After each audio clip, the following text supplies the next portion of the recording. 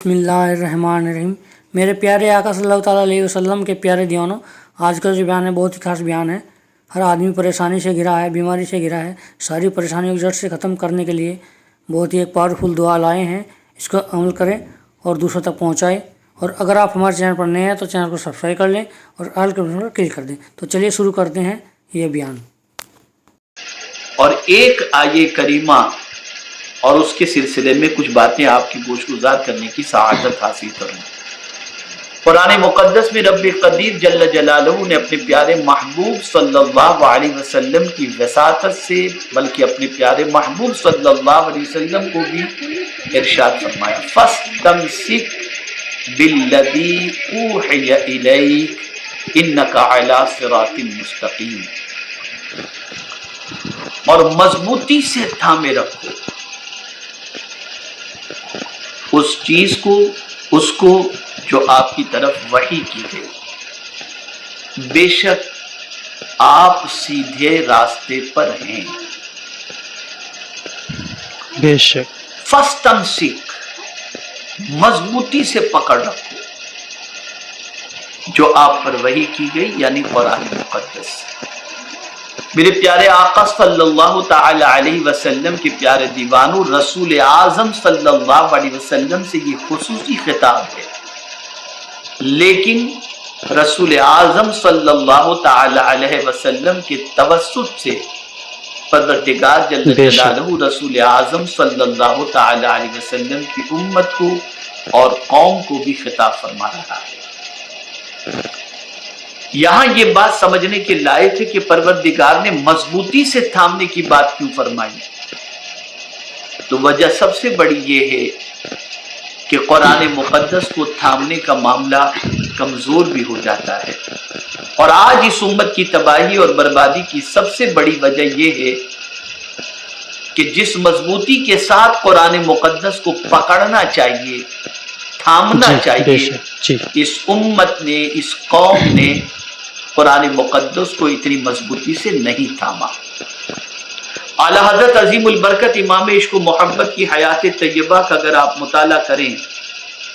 तो आला हजरत अजीमुल बरकत इमाम इश्क व मोहब्बत तमस्सुक बिल कुरान, तमस्सुक बिद्दीन, ये आला हजरत अजीमुल बरकत का एक खास वस्फ था। 3 अहम औसाफ में से पहला वस्फ तमस्सुक बिद्दीन, तमस्सुक बिल कुरान। आला हजरत अजीमुल बरकत के फतावे का अगर आप मुताला करें तो आपका कोई फतवा ऐसा नहीं होगा जो कुरान मुकद्दस की रोशनी में न हो। और कमाल की बात यह है कि मेरे प्यारे आका सल्लल्लाहु ताला अलैहि वसल्लम के प्यारे दीवानों, जो फतवा आला हजरत अजीमुल बरकत किसी चीज के बारे में देते,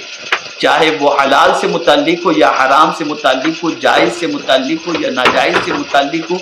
जन्नत से मुताल्लिक हो या दोज़ख से मुताल्लिक हो, बेअमली से मुताल्लिक हो या अमल से मुताल्लिक हो, हलाल से मुताल्लिक हो या हराम से मुताल्लिक हो, आला हजरत अजीमुल बरकत इमाम इश्क व मोहब्बत सिर्फ बेशक अपने लफ्ज और अपने इल्म को किसी कागज के हवाले नहीं करते थे, बल्कि जो कुछ फरमाते थे उस फरमान को अगर आप देखना चाहें तो इमाम अहमद रजा की जिंदगी उस पर मुकम्मल अमल पैरा थी। कभी ऐसा भी होता है कि हम कहते बहुत कुछ हैं, लेकिन अगर कोई शख्स जिन कुरानी आयात पर अमल करने की हम दूसरों को तलकीन करते हैं, तरगीब दिलाते हैं,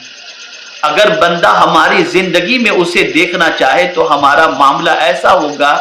कि हम कौल के धनी तो नजर आएंगे, लेकिन हमारा अमल हमारे कौल के खिलाफ जाहिर होता हुआ नजर आएगा।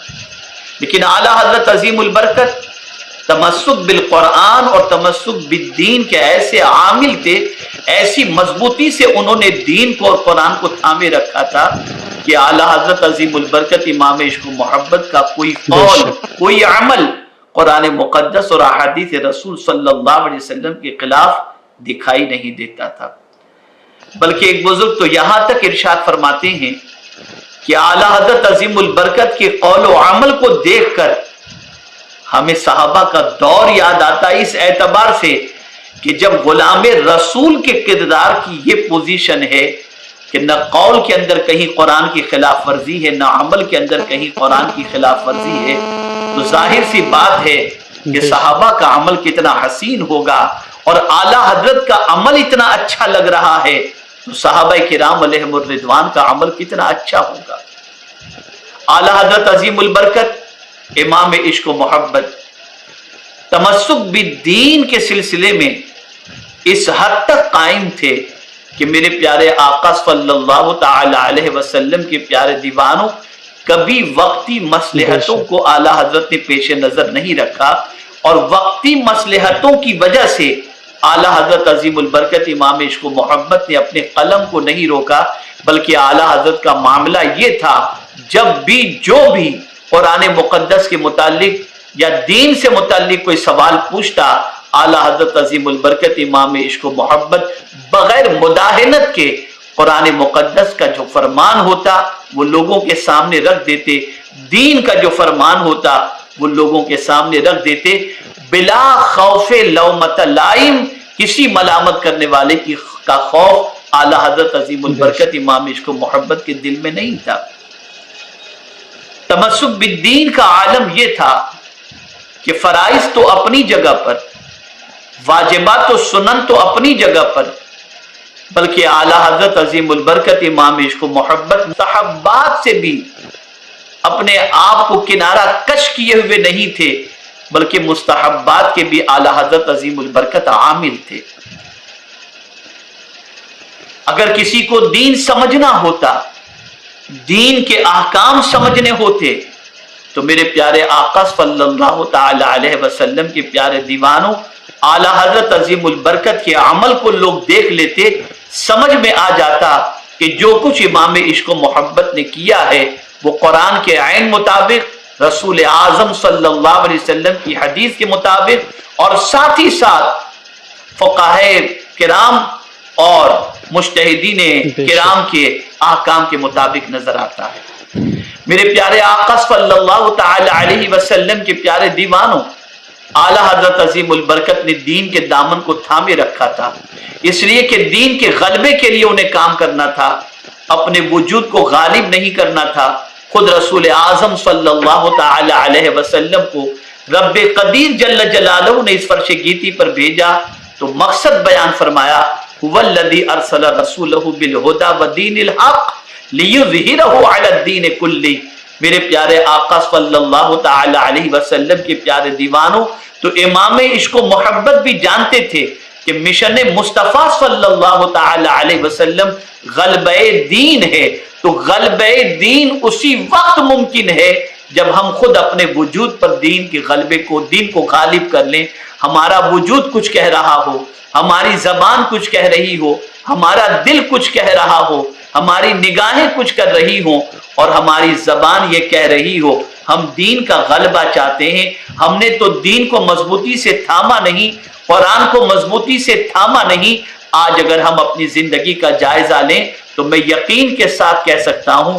قرآن کی ایک آیت پر بھی شاید جیسا عمل نظر آنا چاہیے ہماری زندگی سے نظر نہیں آتا، لیکن امام عشق و محبت کی حیات طیبہ کا اگر آپ مطالعہ کریں تو آپ کا وجدان پکار اٹھے گا کہ اعلیٰ حضرت عظیم البرکت امام عشق و محبت قرآن مقدس، دین، اس پر اس طریقے سے عامل تھے کہ ان کا ایک قدم بھی شریعت مصطفیٰ صلی اللہ علیہ وسلم کے خلاف اٹھتا ہوا دکھائی نہیں دیتا تھا، بلکہ بہت سارے لوگ امام عشق و محبت کی محبت کے اندر جو گرفتار ہیں تو اس کی سب سے بڑی وجہ یہ ہے کہ اللہ نے یہ محبت ان کے دلوں میں پیدا فرمائی ہے، اس وجہ سے کہ اعلیٰ حضرت عظیم البرکت صاحب ایمان ہونے کے ساتھ ساتھ صاحب عمل تھے اور دین کے عامل تھے۔ میرے پیارے آقا صلی اللہ تعالی علیہ وسلم کے پیارے دیوانوں، فتویٰ نویسی کا کام آج بھی بہت سارے علماء کر رہے ہیں، مفتیان کرام کر رہے ہیں۔ اللہ تعالیٰ سب کو دراز کی عمر بالخیر عطا فرمائے، اور اعلیٰ حضرت عظیم البرکت کے دور کے اندر بھی یہ کام ہوتا رہا اور قیامت تک یہ کام جاری و ساری رہے۔ میرے پیارے آقا صلی اللہ تعالیٰ علیہ وسلم کے پیارے دیوانوں، امید ہے آپ کو یہ بیان پسند آئے گا،